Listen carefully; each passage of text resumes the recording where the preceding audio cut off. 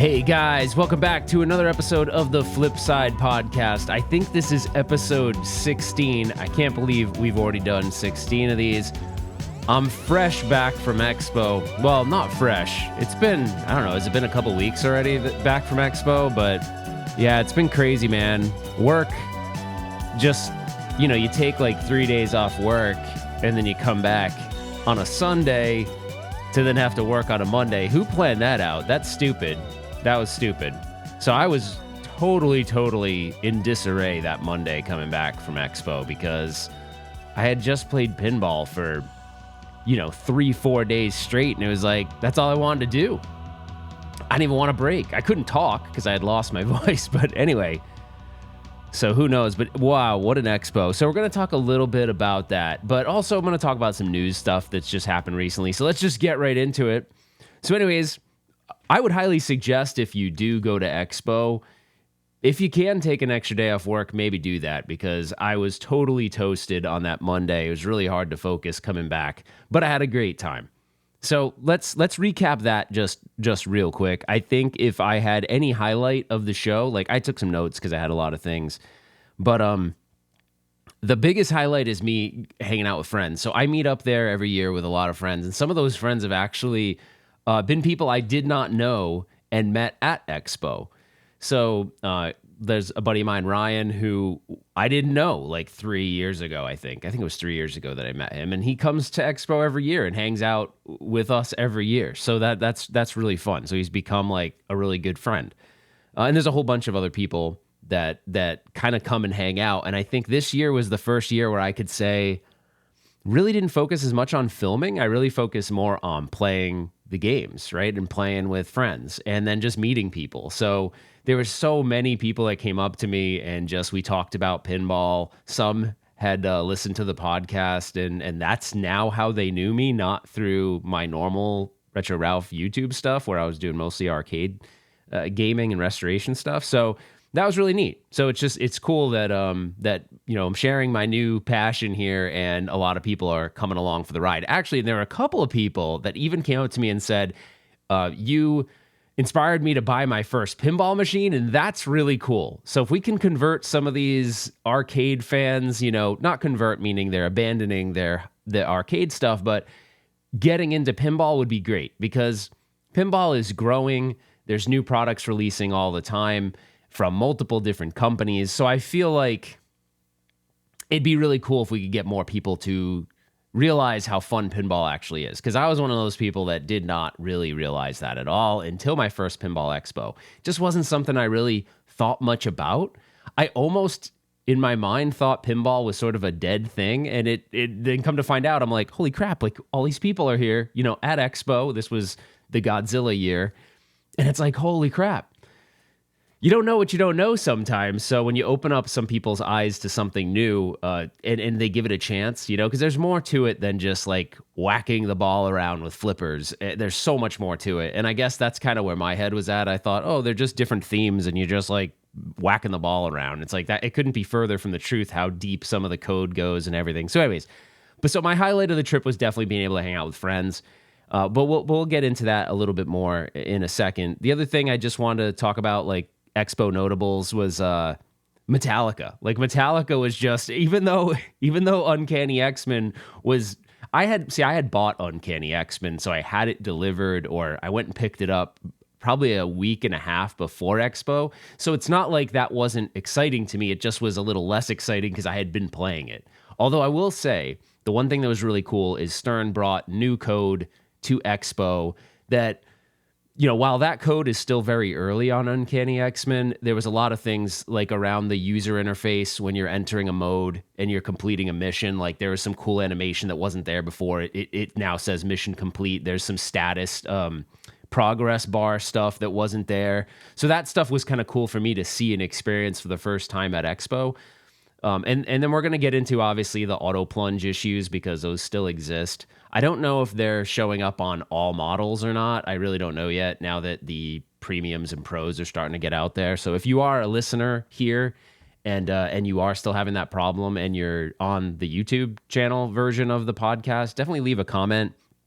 And then also don't leave at the end of the show because I have something that I'm going to try, sorry, my voice. I'm going to try this for the podcast. I did it before when I was doing a show called Coffee Talk, which was mostly arcade related. But I have a link I'm going to provide where you can leave a voicemail for the show. And then what I'll do is you can ask a question. It could be anything, but hopefully it's pinball related. If it's life related, sure. Maybe maybe we'll talk about that too. But I would prefer it to be pinball related questions or questions about the pinball industry or whatever it might be. And then I will play those either in the front of the episode or the middle, somewhere. I haven't chose where I'll put it exactly, but I just thought that would be fun. So there'll be a link. You go to that link, you record a voicemail, and then I will get that voicemail. I'll screen them all before I do the podcast, and we'll just talk about it. So we'll see what questions you guys have. When I did it before, there was a lot of crazy ones, and I played some of those too. But yeah, I mean, we can have fun with it, obviously. Bust on me, whatever you want. But it'd be fun to do that. So there'll be a link at the end of, there'll be a link in the YouTube version in the description of the video where you can hit it and hit the link and you can go record a voice message for the show. So, all right. So X-Men notables, obviously Metallica was big for me, and it definitely was big for everybody else. But there was a lot of other great things at Expo too. The homebrew section was off the chart this year. They actually had an actual section, not just pushed up against the wall, which is where they've been for years. So that's really cool to legitimize, the homebrew section a little bit more, because people are making some awesome creations and they should be celebrated, I don't know why Tony Hawk was not in that area. Tony Hawk was over by Electric Playground, the guys that make the really cool pinball toppers. If you haven't seen that video, I made one on their Godzilla 70th black and white. It's really cool. And those guys are actually really cool. I had never met Rob in person. I got a chance to meet him. And I can't remember his partner's name, but he was really cool too. He was passing out fireball. Back east, we call those things nips. Those little alcohol bottles are called nips where I grew up. And when I moved west and talked about nips, people were like, what the hell are you talking about? I was like, the little nips. And they were like, okay, this guy's creepy. I'm like, dude, that's what we call them. So if you're listening to this podcast and you live back east, do you not call them nips? Because that's what we used to call them. When I moved west, everyone thought I was absolutely friggin' insane for calling them that. But anyway, so let's talk real quick about the other notables for me. I'd say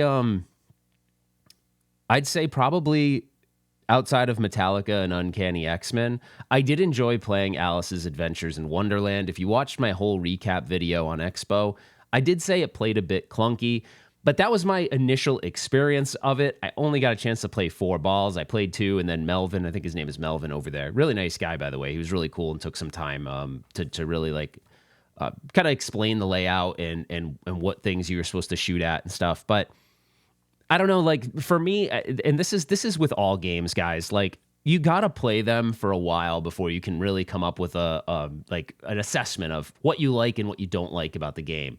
Because you can easily jump on a new game and have a bunch of really bad balls at first until you really kind of get a feel for it. So take it with a grain of salt when I say it was clunky. I say it was clunky because my first couple of games were not good. So maybe if I got into a flow after a little while, it would have been great, but I never got there. So, and sometimes that happens. Sometimes you jump on a game. It took me a lot of games before I felt real good about Avatar. Avatar at first, it was just, I didn't know the shots. I couldn't figure out that scoop ramp thing. And then I finally did. So after I figured that out, I enjoyed it more. But that's almost all pinball machines. It's very rare that I jump on something and I'm initially oh my gosh, this is the most amazing game ever, because you have to learn the shots. And then once you do, then I think you really can, that's why it's I really shy away from doing pinball review videos, because especially in the beginning, I'd want to play it for a while before I really give you my, this is a game I really like. And right now I'm really liking Uncanny X-Men. I'll give you my 2-second version on that is at first it was weird because I had that bad feeling about it after the live stream, which I know a lot of you guys did too, because the live stream just wasn't good when they featured it. So I was a little nervous. I kept my pre-order and then I got it. And then once I got it, I was I felt a lot better about it. I had also talked to Kale from Electric Bat. We had that episode and he made me feel more comfortable with the fact that I had pre-ordered it, because at that point I still could have made a decision whether I wanted to back out or not, and I didn't. And I'm really liking the game. The game is really fun. The code is developing. So I shouldn't say, when I say the game is fun, I'll say the shots are really fun. Like the shots are fun and satisfying. The code needs a lot of work still, but as they've progressed and they just dropped another code release just recently, I'm seeing the progression and I'm enjoying the progression. I will say I was watching Triple Drain the other day, or listening to it, and Travis was talking about this strategy. Actually, he has a video, a dedicated video to it too. So they were talking about it, and then the Pinball Company has a dedicated video that Travis did about strategies for playing Uncanny X-Men. And one thing that I took away from his video, and I'm like, oh man, I've been doing this like a more difficult route, is when you go to start a mode in Uncanny X-Men, I was shooting that far left ramp twice, and then the post comes up, it locks the ball, and then it or not locks the ball, but stops the ball, and then the mission user interface pops up. It's much easier probably if you go with the shot on the left of the Sentinel head. Just do that twice, and then that'll start a mode. Also, you can kind of exploit that left-hand shot on the left side of the Sentinel head and kind of keep shooting that in a lot of the missions and kind of complete them a lot easier. That might be just a code exploit right now, because you can kind of just do that shot and you can kind of defeat some of the missions. The one thing I will say, though, if you're looking to rack up points quickly, go with the more difficult missions versus go with the challenging missions versus the simple ones. So I now start, and this is because of Travis, but I start with the Sentinel Laboratory or whatever it is, Sentinel. I can't remember what it's called. It's the one. So if you got the user interface up, it's the one to the right of Juggernaut. So that's where I've been starting, and you can rack up some big points. Like right now, I can kind of average like 50 million after that if I can complete that the first time. But the cool thing about the new code is it actually saves the progress of that mission. So if you don't complete the mission and you don't drain the ball, I don't know, actually, if you drain the ball, I think it still applies too. But you can go back into that mission and complete it, and your progress is saved. So it's not like you have to start that mission all over again. But I'd like to see more depth in the missions and everything. Like it's new, right? And that leads me to something I wanted to talk about a little bit. We keep talking about this on the podcast, and I kind of talked about it a little bit, about the code and how a lot of these companies roll out their products. I'd say they don't all roll them out the same. Jersey Jack seems to put more time into the code, so what you get delivered is not. I don't know if I'd say it's code complete, but it's close to code complete. And then they kind of make like subsequent, almost patch updates to what would be like a completed code base. That seems to be how Jersey Jack does it, and I think that's actually kind of nice, because what you're getting is more of the completed game with the rules well thought out. But when you're buying a modern Stern, you're really getting, if you decide to go new in box and buy it brand new, you're getting like minimal code, right? It's like you can call it a working game, but a lot of the deep rule sets are not developed. I mean, if you look at Uncanny X-Men, there is no published rule sheet yet. I actually think on John Wick there might not be a published rule sheet yet either. I know Jaws, I'm pretty sure, has one now. I'm pretty sure. So like, think about it. I bought Jaws later. And what I experienced is way different than the person that bought Jaws day one. So I did buy Jaws new in box, but I bought it way later than, let's say, someone that bought it at launch. And my experience was like, oh man, this game's amazing. I don't know if I unboxed that day one, if I would have said that, just like how John Wick, the latest code just dropped on John Wick. They added a lot more new features, but the modes in John Wick are still kind of incomplete. Like they feel really confusing. Like I don't know what the hell I'm supposed to do on John Wick modes. Like I'm like, I'm just gonna hit all these lit shots. I mean, it seems like you'll go into some mission and it'll be like, you're hitting the lit shots, but it just doesn't feel like that satisfying to me. But on the flip side, the new lights out feature is really cool, although it doesn't do a whole lot, but it's kind of cool. Like you spell Bob, I don't know, I forget for the term from the movie, but you spell it down at the bottom, and then when you spell it, your action button will flash. It's red, I think, and then you hit it, and like all the lights go out on the play field. So it's really cool. It kind of makes it challenging. I think what they're trying to do there is it's supposed to be like Although this is weird because I view you playing as John Wick. Like when you're playing that game, I feel like you're playing as Keanu Reeves as John Wick. But the lights out feature kind of reminds me of Kane because Kane is blind. So if you've watched John Wick 4, Kane is a blind assassin. So I think that's what they're trying to do with the lights out. And then I didn't play with it that much yet. I just started playing it because really most of my attention's going on Uncanny X-Men right now. I think you can hit the action button again and then it will quickly show you some of the stuff you're supposed to hit, and then it goes back to dark again. It's really a cool effect. Like from a lighting perspective, it looks awesome. And if you're in a dim room, it's pretty badass. And they incorporated a lot more music into it now. The soundtrack, there was no DJ mixer mode even on that game yet. So that's now in the code. The lights out feature's now in the code, and it seems like they're exploiting or using the music a lot more. So it's got a good vibe. It's getting there. It's getting there. So I'm having fun with that, but unfortunately, Uncanny X-Men's getting the majority of the time. And I realize that I'm not at all talking about Expo right now, so that's awesome. But yeah, I did want to mention one more thing about Uncanny X-Men before we move on to other Expo stuff and just some general news topics, is that the auto-plunger thing has been a total pain in the ass. I published a YouTube short where they sent me a new auto-plunger assembly. The only thing I'll say is it looked like the forks were pushed inward more, like almost diagonal inward, which made it kind of have an impact on the ball that was much different than the forks it shipped with. So the auto plunger forks were kind of straight dead on before.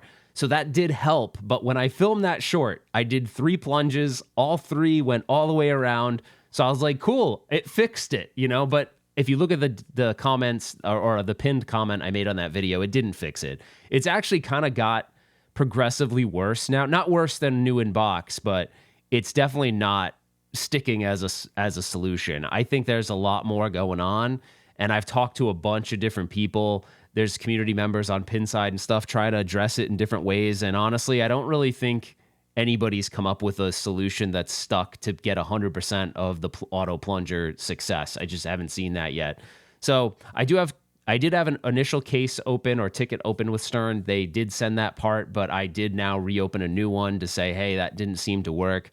And I'm working with Kyle over there. So if you know Kyle is the one that does the Stern tech school thing. I've met him a couple times. It was interesting because I saw his name. I'm like, Kyle. I was like, oh, it's that Kyle. I was like, the Kyle that told me how to adjust the Jaws chum line. Like, so cool. He's a really nice guy, by the way. I met him in person. Super nice guy. I think he was only hired like a year or a year and a half ago at Stern. So thanks, Kyle, for helping me out with that so far. I know that you're probably working on a lot of different potential fixes for it. So I've tried a couple of the things that you've suggested. It's making some marginal improvements, but yeah, hopefully we can get that fixed. I'm not one to go like flame a company because something isn't working right. I want to take the time to work with them. That's just my style. I'm definitely more of an optimistic person, a positive person. I'm not going to sit in here and say how everything's like crap because it's not working. Now, if the company wasn't working with me, like if Stern decided, hey, like there's all these people opening up tickets and they're not helping, well, that's different. Now you're going to have a different attitude. But if a company has a problem, which all companies do, right? Let's face it, all of these pinball companies or any company in general that releases a product never has flawless execution. And there's always some kind of problem here and there or potential problem here and there. And they're working to fix it. So if they weren't being so helpful in wanting to fix it, then yeah, I would say that would be grounds for me being upset. But just my personality style, I kind of more of a calm, cool, collected kind of a guy. I'm not going to go freak out and go nuts. Is it a bummer? Am I upset and disappointed about the auto plunger? Sure. But I'm also seeing that they're going to fix the issue. The only thing that's kind of a bummer is it does affect multi-ball, because when multi-ball is coming out, it's obviously shooting them out at rapid succession. And if it's not going all the way around the backside and feeding that right flipper, it prevents you from playing the game properly during that. And then also, if you drain a ball and you get a ball save, or not drain a ball and get a ball save, but when you do the first launch and you want to get your skill shot, it can sometimes interfere with that too, because the skill shot timer could be kind of depleted, and then now you're not going to get it. I will say my manual plunger, my fix for that is I put on the red spring. Not getting 100% success rate, but really close. It's like 90-95% success rate. So that's really good. All right. Let's keep going. Do I have any regrets from Expo? My one regret is that I really didn't spend a lot of time in that free play room, and there were a lot of really awesome games in there. I'm so bummed about that, but I spent a lot of time on the show floor, and then I say I didn't do as much filming and stuff, which that's true, but I still had obligations. I did the Pinball Project thing, and that was really fun. The team over there was really great. So I announced their silent auction winners. Very fun. If you've never check them out. Go check them out. I'll have a link in the description. But they do a lot of great things. They put games in children's hospitals and Ronald McDonald houses. So they're doing a lot of great work over there. Then I did participate with Bob Rose in the Token Taverns panel because I was in that movie. Bob's a good friend, so I wanted to support him through that. And then what else did I do? Oh, and then I did a podcast. So I did that podcast with Kale, Rachel, and then Jamie over at Wormhole, which was really fun. But, a lot of that stuff takes a long time to set up. Like, you're setting up all your gear, and you don't realize how much time between setup, tear down, go put that back away, and then go back on the show floor. So anyways, and I'm getting older. I'm 45, so I don't do as well with. I think it was the Triple Drain guys. It might have been Tom. Yeah, it might have been Tom. Tom was talking about how, like, man, it's hard if you don't get a lot of sleep. It's true. Like, I used to be able to roll into these conferences in the past and just get like 3 hours of sleep and be like, yeah, I'm rocking it. Now, not so much. So yeah, I don't take naps though. If I did, I think that would be helpful for an expo. I think it'd be cool to like do a quick power nap and come back. And that is what I like about staying on location there. It is kind of really convenient. All right. Anyways, let's go on to the next thing. I have some notes here. The other thing too that was really cool, I think, is that so my regrets would be not hanging out in that free play room a little bit more.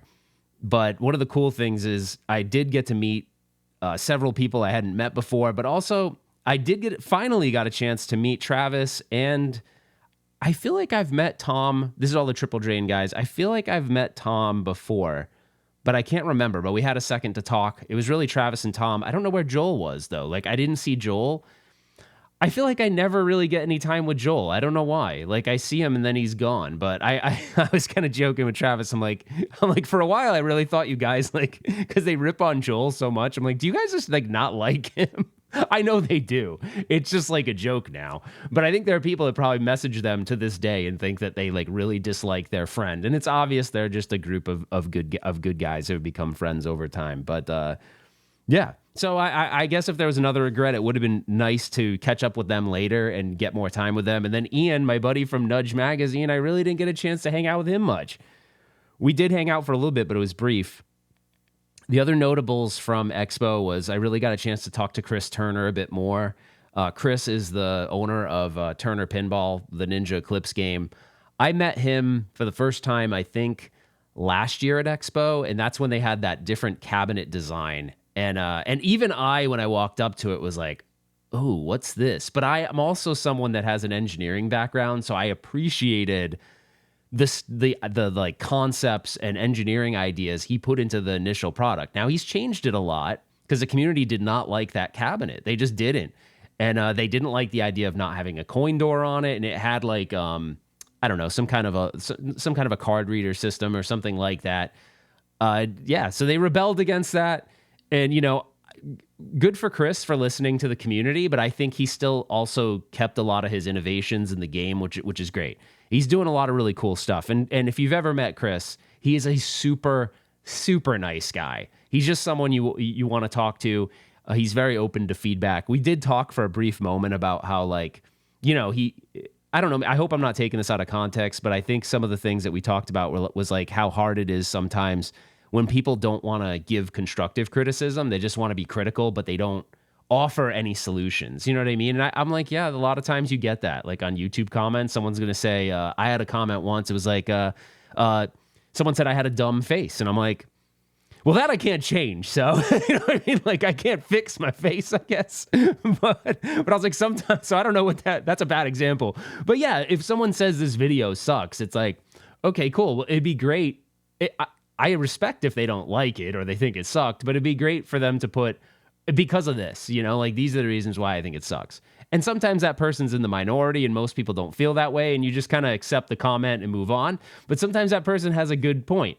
Like there was a video real quick. I know I'm going off on a tangent here, but I made a video and someone said, you keep doing these transitions where you're playing music and it's annoying. Like stop doing that. And so now I took that as a note, and I looked back at it and went, oh, you know what? It is a little annoying. I'm going to get rid of that. So, all right. So anyways, Chris Turner, Ninja Clips, and then congrats to Chris over at Turner Pinball because he sold all 100 of his initial product. So I think after that's done, they're going to make those and move on to the next title. So I'm curious to see what they do there. That's really cool. Oh, there was one other thing locally, and I'm struggling with this so hard. So there's a guy here locally. We only have one distributor in town that sells CGC, I think. And he's like a guy that's been in the business for a really long time. And he's selling a new in-box Pulp Fiction. The lesser, I can't remember their model numbers or their model names. I think it's whatever the new one that's out, not the one not the LE or whatever. For $7,500, I think that's a good price, right? Because weren't they like over $8,000 new? So I was like, that's a game. That's a non-Stern game that I really like. I really like Pulp Fiction, and I was like, I just don't have the space. So that leads me to my next thing. I know everyone's thinking, is he gonna buy Metallica? And yeah, I'm gonna. I did. It's coming. So, but something has to go. So, and this pains me, but Venom's got to go. So I do have a buyer for Venom, although we're trying to figure out how we're going to work out that transaction. But it looks like I do have a buyer. So I got to get that thing the heck out of here so I can make some room for Metallica because that's coming really soon.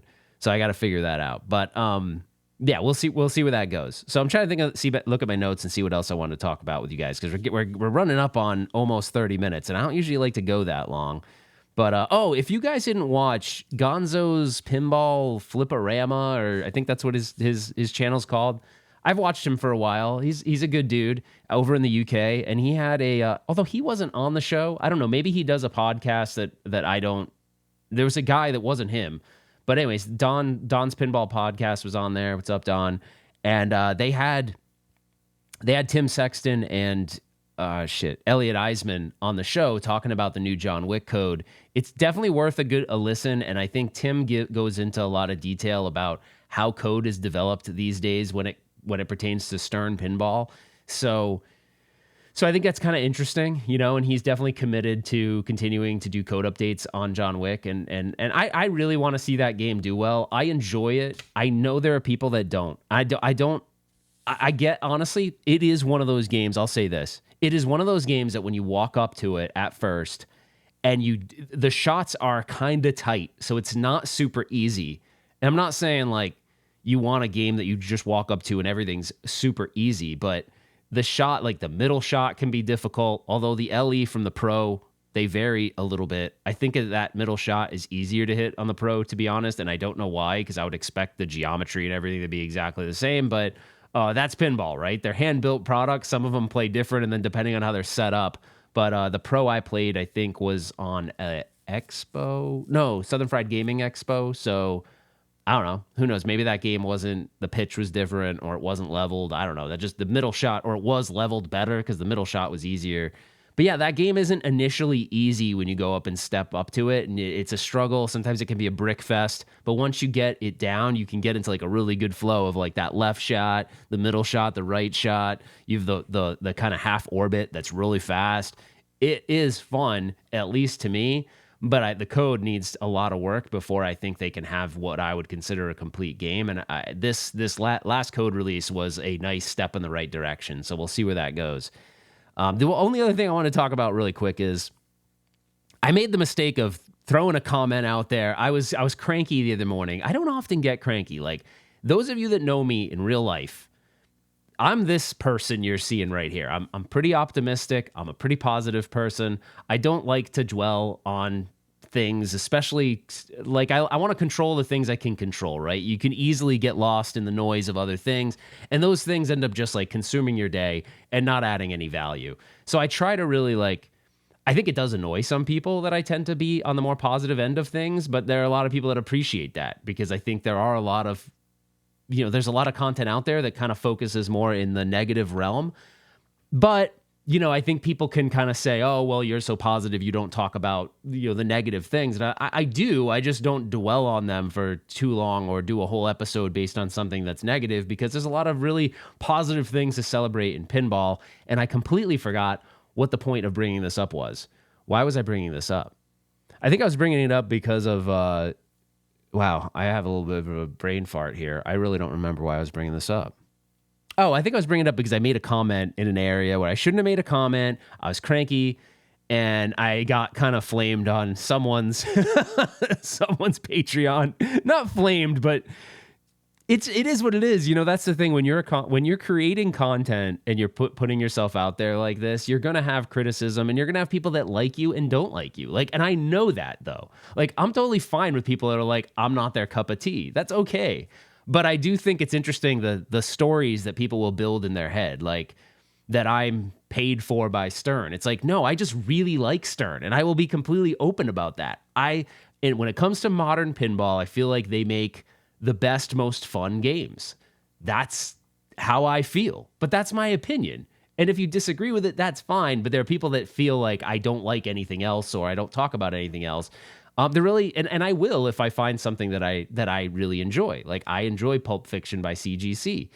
That's a game I would like to own. That's a non-Stern game. I enjoyed Avatar. I don't want to buy Avatar, but I do have a different appreciation for Jersey Jack. So I hope that Jersey Jack eventually makes a game I want to buy, because especially after doing that tour, and hopefully this coming Saturday, not this coming Saturday, I will have that video out of the tour I did of JJP. It made me have a different appreciation for the company. So now it kind of got me a little bit more excited about like what's to come and what they might make. And hopefully there's a theme that I like. I don't love their pricing. I feel like I wish there was like a pro model or something a little bit further down. But if I'm arguing about price, it does seem like, after kind of taking a peek behind the curtain, that they put a different level of quality into things that feels like it's a justification of the cost a little bit. So are these things super expensive by all companies? Yes. But I just felt like Jersey Jack has some things in there that kind of justify the higher price point, especially when they have like a topper like you see on the Avatar, the CE, and you're like, holy crap, like that's amazing. Their nomenclature is a little bit different. So their LE is like a Stern Premium, and their CE is like a Stern LE. Really confusing. But anyway, so if you didn't know that, that's kind of what. So that leads us to our last thing. So this whole voicemail thing. So yeah, by the way, if you're feeling cranky or in a bad mood, that's probably not a good time to write an email, make a comment, whatever. I deleted it from one place because I was like, whatever. I kept it on this person's Patreon. I don't care, whatever. Then I started getting into this thing I don't do. I don't like to go and defend myself for who I am. It just is what it is. You know what I mean? And there's certain people that you're not gonna be able to change their opinion of you, even though they haven't met you in real life. And I get that. Like, a lot of you guys will never meet me, and I'll never meet you. But I hope that we do get to meet one day at a show, because you'll see that this is the person that you're gonna meet. So it is what it is, right? I mean, some people want to like live in a world of conspiracy theory where they think that like you're the devil that works for Stern Pinball. I definitely don't do this for money, that's for sure, because I have a good paying job, and the money. Would I really pick pinball as the hobby if I was looking to make money? I mean, there is one person in the community that does make a considerable amount of money doing this, but and more power to them. But I am not someone that wants to put my stuff behind like a paywall. I just don't. I feel like it doesn't. If you want to do that, that's your prerogative. I'm not talking trash on you. If you want to do that and you're successful doing it, that is awesome. Just not really how I want to do it. But anyway, so if you want to leave a voicemail for the show, oh shoot, we're wrapping up right now. This is a long show, 34 minutes. The hell did we just talk about? I don't even know. Sorry, I feel like I was a little all over the place in this episode, and I even had like a note sheet in front of me. But hopefully, I think I said most of the things I wanted to say. But if you want to leave a voicemail for the show, you can go to www.speakpipe.com/RetroRalphVM. All of that is all one word. So it's www.speakpipe.com/RetroRalphVM. So I will have a link in the description, but leave me a voicemail. Come on, guys. flood this thing with voicemail questions because I really think it would be fun during the show to address and number one, listen to your voices, hear you guys on the other side, and then respond. It's like a fun thing we can do. And the cool thing is that if you're listening to it on Spotify or Apple Podcasts, you can participate as well, and you don't have to just see me to do it. Like, it's kind of cool. And I also want to just quickly apologize that this video is going to have no B-roll in it, so you're just going to look at me. You're just looking at me the whole time if you're watching it on YouTube. And I know, why did I wear this Ghostbusters hoodie? Because, Stern, if you're going to do a remastered, then do a Ghostbusters. I mean, come on. Everyone loves that game. It's hard, but everyone loves it. Can you imagine a modern Ghostbusters with Spike 2 or Spike 3? Hell yeah. I think the licensing could be tough, but hell yeah. Ghostbusters, baby. Look at this thing, though. This thing is pretty cool. It's cool, right? My buddy Nick wanted this sweatshirt so bad. I don't remember where I got this, but it's pretty badass. Anyways, guys, that is it. That is all. Thank you so much for your support. And thank you for everyone that came up to me at Expo and was like saying they enjoyed the podcast. And the thing that I love the most about Expo is when someone came up to me and said that my videos or my transition from arcade to pinball has inspired them to get into pinball, because that's freaking awesome. We need more players. It's the only thing. Think about it. It's the fastest growing, continued to be supported coin-operated thing there is. You know what I mean? So why would we not all rally around it? No one's really making arcade games that you're buying and putting in your house. You know? They're just not. So anyways, guys, the song is over. I gotta go. Thank you so much for listening. No, we gotta put it on repeat. I can't do this. This is like, I can't stop the show without music. It's just like part of the thing. This is terrible. Epic fail. Epic fail. All right, here it is. It's back. Okay. Now I can properly end the show.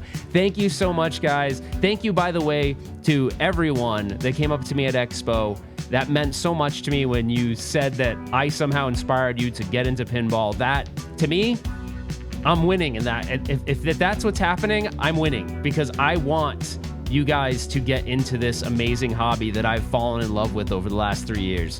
It's freaking fun. It's a great escape from the nonsense that we have to deal with in day-to-day life. And I just freaking love it. And I think if you give it a shot, if you're someone that isn't necessarily into it or didn't think you would, give it a shot. I guarantee you'll find something you like. That's it for now, guys, and I will see you on the flip side.